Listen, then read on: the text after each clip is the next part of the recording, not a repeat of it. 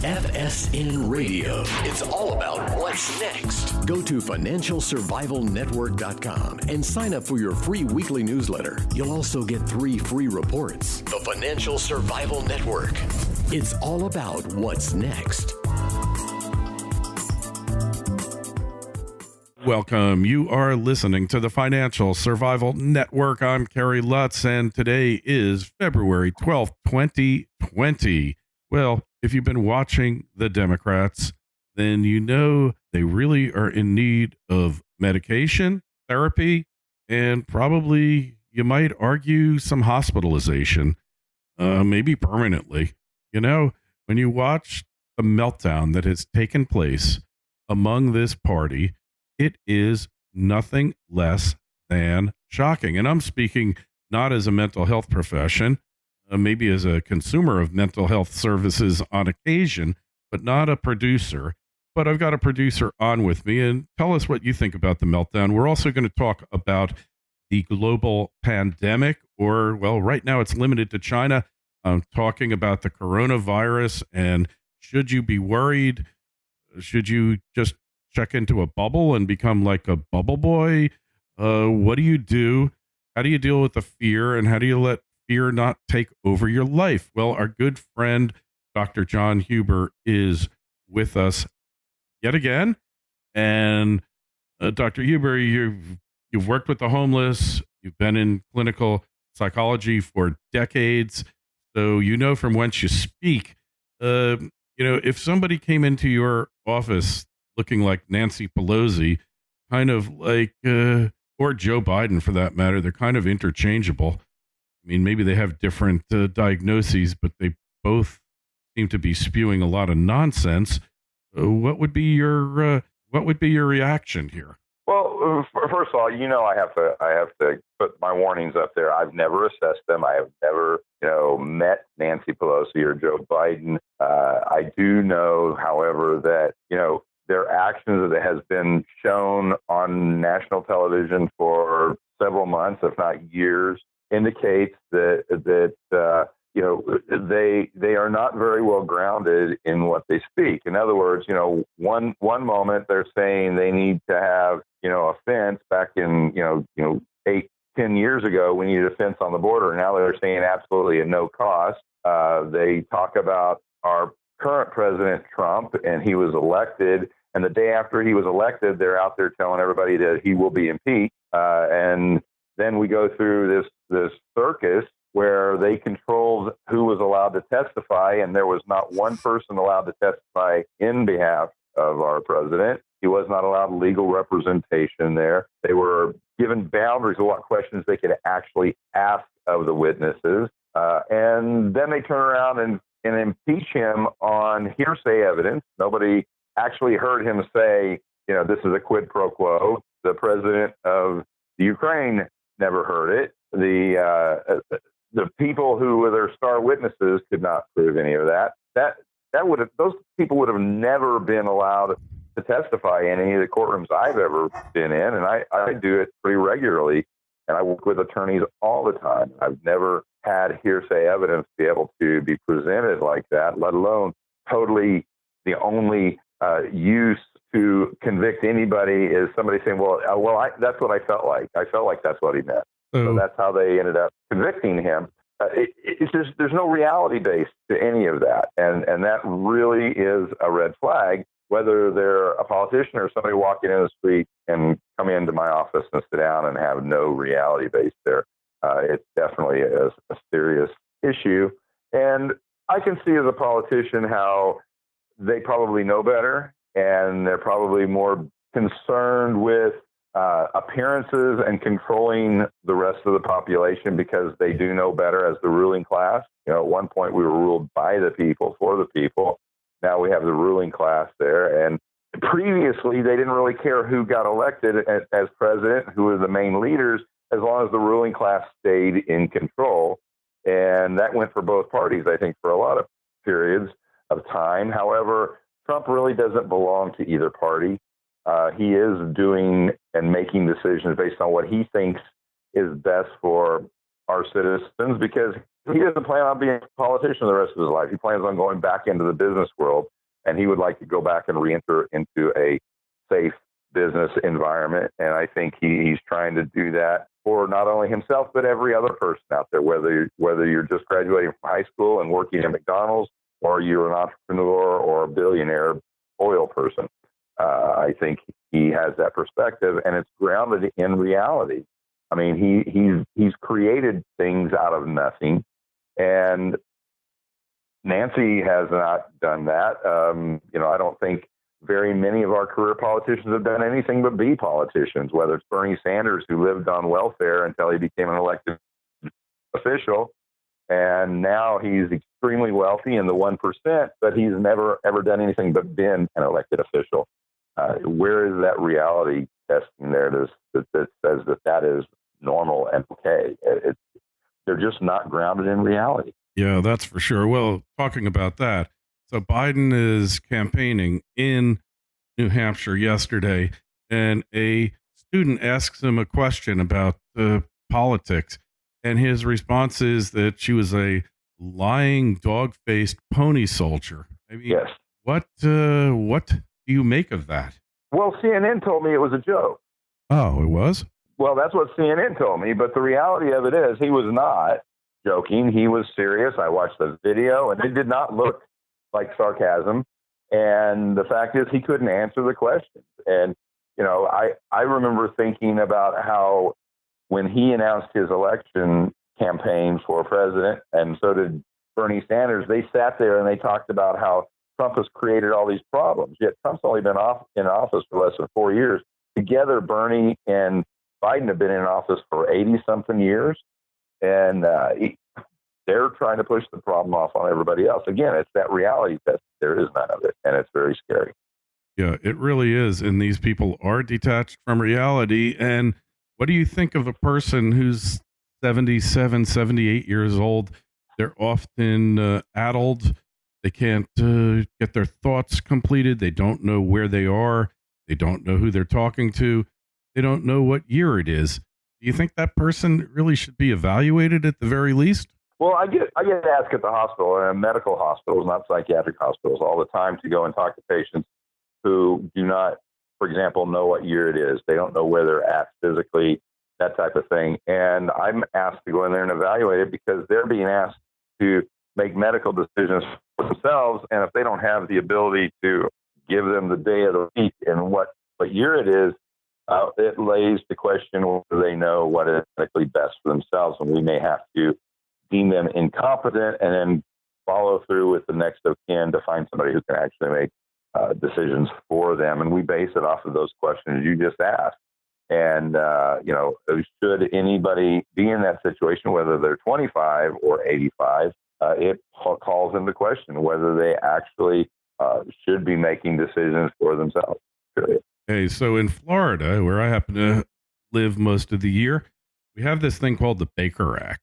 And that is if two psychiatrists, psychologists get together and say you need to be hospitalized, you can be hospitalized for like 30 days initially, pending evaluation. What about if we just cornered him here, if he comes to Florida, and get a couple of doctors to do that? Do you think we could get him dragged in and evaluated finally? Well, initially what happens is they give them a period of I can't remember the exact number of hours, but it's roughly 3 days, 3.5 days, something like that, for them to be evaluated by a psychiatrist to determine whether they need to stay longer for an evaluation. And it can also be a combination of psychologists, psychiatrists, and police officers, actually. So, and that's usually how I utilized the situation was with police officers, because I worked with a lot of minors in school settings who were threatening things like suicide and stuff like that when I lived in Miami. So is that something that could happen? Well, they're technically not a risk to themselves, and that's usually one of the big criteria of the Baker Act, that there's an immediate risk to self or others. And you could say, well, there's a risk for others, and the argument would be, well, only if they get elected. So kind of, that's a gray area right there. So I love it. That's I know wonderful. it's kind of a funny way to look at it, but it is that immediate threat to self or others you have to look for, and you're talking about the Baker Act. Okay, so in his case, since his campaign is effectively imploded, he will be gone from the scene after Super Tuesday. He's not really going to go. He's going to go all the way to the convention, but I'm not going to get into the whole political calculus because that's not really what you and I do here. But because he can't get elected, he's not an immediate threat to himself. Well, he might be to himself. I guess he's got somebody to tie his shoelaces so he doesn't accidentally hang himself, right? Something? Well, he's got an entourage, so it's hard to say he's a threat to himself if he's got people there to, so, yeah. Minders. Yeah, well, right. How many people can afford 24/7 a staff of minders to take care of them and keep them out of trouble, like guys like Charlie Sheen, Biden, probably the Clintons now, they probably need them. It's just not something that most people really have the resources to be able to deal with. Well, that's true in the most part, but he does, and that's okay. I mean, that works for him. So if it works, it works. So it works. Yeah. Talking about, I mentioned when we started, and by the way, any questions for Dr. Huber or myself on this topic and on the pandemic, we'd love to hear from you. Just write me, kl@kerrylutz.com. You can post them on YouTube. We'll answer them there. You can post them on the site, Financial Survival Network. So, Dr. Huber, changing gears, we go from the political pandemic that's sweeping the United States to the actual viral pandemic that has swept China. And in fact, so far, we've got a few cases in the U.S. Nobody has died in the U.S. yet that we've been told about, and only 12 cases that we've been told about. We don't know if that's an accurate number or not. A lot of people weren't tested because the test didn't exist, the test kit. But here we are. We're into this now going on a month that we know about, but it's really close to 3 months now, 2.5. The first case was reported in December of 2019. And what's your thoughts here? Because the human disposition for this type of uncontrollable fear-based thing is just to panic. FSN Radio. It's all about what's next. Financial Survival Network is brought to you today by Orin Resources, a junior exploration company with the appetite of a major. It's hot on the trail of the next globally significant discovery, creating enormous potential upside for you, the shareholder. Orin is one of the most aggressive exploration companies pursuing high-grade, scalable gold and copper deposits and has a premier 7-project portfolio, including its 2 flagships, Committee Bay in the Arctic and Sombrero in Peru. Orin's unparalleled technical team and highly experienced management has a history of success in advancing and monetizing exploration assets. No wonder Orin's been called one of the best in the junior exploration sector. Orin trades on the TSX and the NYSE under AUG. To learn more, go to orinresources.com. That's AURYN resources.com. The Financial Survival Network. It's all about what's next. Well, and that's what it is. It's fear-based. Now, formally, it was identified on December 31st, 2019, but we know that it had been carrying on and moving around before then.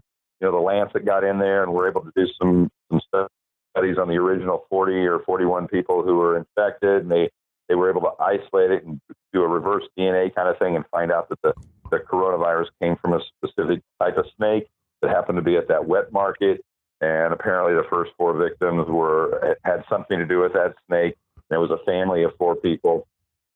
We continue to watch it, and it's kind of it's a 7 to 14 day incubation period, and you get it. And then whether it's fully kicked in on the 7th day or the 14th day, 7 days after that, you get the respiratory problems on it. So you can actually start feeling like things are getting better and then get slammed with the respiratory issues. And right now, the only treatment is maintenance, which is technically no treatment, but it's things like, if you do have respiratory, we're gonna put you on oxygen and make sure you get all the oxygen you need. We're gonna, do things to try and keep, pneumonia from kicking in, because that's really what happens is this thing gets into you and it becomes pneumonia, and the pneumonia will kill you extremely quickly. And that's the problem And now the numbers I had this morning said it was between 800 and 900 victims worldwide. Apparently 40,000 people roughly have been identified as actually having the virus. In the States, we have 12 that have been identified, no deaths that we know of in the States. And we're looking at, roughly 2% of the population that gets the infection are dying. 40,000 and you have 800. That's really not quite there, but that's what the actual math is when we've been watching it go through. It's been about anywhere from 1.8 to 2.2 for certain stages of the virus. That is much lower than a lot of other diseases we have. And if you look at our flu virus that we use right now, we lose 360 to 380 people a day to that. That's 36 to 38,000 people during flu season. And we're not freaking out over that. Why would we freak out over this? We need to go back to washing our hands, doing good hygiene, cough into your elbow. Don't cough into a Kleenex. Don't cough into your hand. Turn your elbow up, cough into your elbow. Or your shoulder. The research shows it's the best way to do that. And wash your hands. Wash your hands frequently. I don't need you to be OCD and cause yourself to bleed. But, you get up. That's what I do, doctor. That's what I do. I mean, I wash them about 8 to 12 times per day, but I have a dog in the house. So every time I play with the dog, I wash my hands. A nurse friend of mine told me the other day that the best thing is the hand sanitizer. That kills everything. Washing them is really good, but you have to wash them long and under hot water to get the same effect as like the Purell. Well, what you need to do is use real soap, okay, or an antibacterial soap. But real soap works really, really well. It's highly efficient, and you wash it under as hot a water as you can stand, and you sing the ABC song twice, and you've washed it long enough. Right. And that is actually far superior than the Purell. The reason why the Purell only works when it's fully liquid. So when it's no longer wet, it's not killing anything. So, you may have a false sense because it's still got a cool scent. You got some of the nice little skin solvents and stuff on there. It's supposed to keep your skin from drying out. And so it still feels like you're utilizing it. So I say use both. Use them throughout the day interchangeably. And, carry, you can pick them up at your local supermarket or super Walmart or, your grocery store. The little Lysol wipes, like the bathroom wipes that you can get. Chlorine wipes. You sit down on your computer, wipe down your keyboard. Pick up your phone, wipe down your phone. Wipe down your mouse. Great point. Take you 30 seconds. You get on an airplane. The tray in front of you, pull out that Lysol wipe the whole thing down. That is the dirtiest thing on the whole airplane. It's dirtier than the restrooms, all the research has shown. When you go to the supermarket, wipe the handle of the cart. If you're taking a cart or a basket, wipe those handles down with the wipes. Kill it all off. Yeah. And this brings you to another topic here. Emotional support animals. Now, I do believe I know people who have real diagnosed cases of PTSD, and the dog, an emotional support dog, will really help. But does every person on the planet, doctor, need an emotional support animal to help them get through the flight or go to the restaurant? And I mean, we're getting overrun here. Well, no, they don't. And it's funny, the airlines have finally started cracking down. It got to a point where people were bringing in all different types of animals, and then somebody tried to get a peacock on. Right, an emotional support peacock. Yeah. Right, and the airline said, absolutely not. It's gone too far. And, they need now, and they really were asking back then, but they weren't demanding it, a letter from your mental health professional saying that this is something that is part of your therapy and it's training and you need to use this. And now they're going so far as to say, no, we need to see the training certificate of your emotional support animal. And that's really where it should be. If you have that, it shouldn't matter if you have your doctor's note or not. And, if your animal has gone through that training, it's not a big deal to get it. I mean, it's just signed off on it by some person at the training center and somebody from the state. And there are little tags, and some of them wear vests and things like that for these animals that they can wear. So it's very clear to everybody.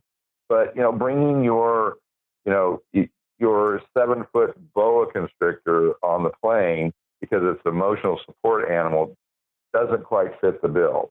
Yeah, exactly. I mean, it's sickening to me here, doctor. I got to tell you, this one really, I'm a dog person. I have a dog.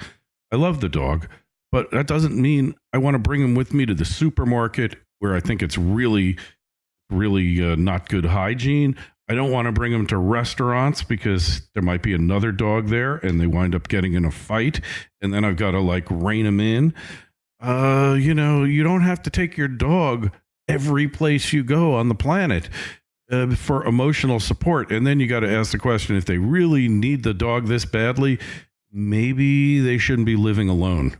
Right, exactly. But, the other thing is the true support animals don't interact with each other like that. They do not get into fights. That's part of their training. And if you're at a restaurant and they're support animals, they'll just ignore each other. They're there for their human companion. And that's the whole reason for them being there. Now, we walked into a restaurant the other night. Somebody had their little Bichon, and it was sitting in the booth next to them. And it was just about everything to keep me from getting up and going over there and chasing those people out. That dog was getting up on the table. And it's like, wait a minute. That dog was probably out in the field doing its business a few minutes ago. Now it's tracking across somebody's dinner table. And how clean is that? How sanitary is that? Yeah. It's just like people when they bring their kid to the restaurant and they're running all over the place like wild Indians or wild indigenous tribes of America, whatever you want to call them, Aborigines.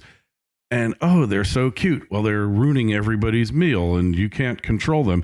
And these dogs, hey, like I said, I'm a dog person, but that is not justification for bringing the damn thing every place you go and infringing upon other people's rights and freedoms. Really against it. Well, anyway, I've ranted enough and taken up enough of your time, doctor, but always appreciate you coming on. Just give us the website where we find out more about you. The easiest way to go is drpsycho.org, drpsycho.org, or you can type out the long address, which is mainstreammentalhealth.org. All right. We always appreciate you coming on the show, doctor. It's always enlightening and interesting. Wish you the best. Questions, comments, email kl@kerrylutz.com, Twitter feed @kerrylutz, Facebook page, Financial Survival Network, the home website, financialsurvivalnetwork.com. Feel free to write us, to post comments on the YouTube channel, wherever you're hearing about it. We want to hear from you. That's our purpose, is to talk to you and let you know what's going on. Doctor, we will talk to you again. Thank you so much. Thank you, Kerry. Have an amazing day. FSN Radio. It's all about what's next. Go to financialsurvivalnetwork.com and sign up for your free weekly newsletter. You'll also get 3 free reports. The Financial Survival Network. It's all about what's next.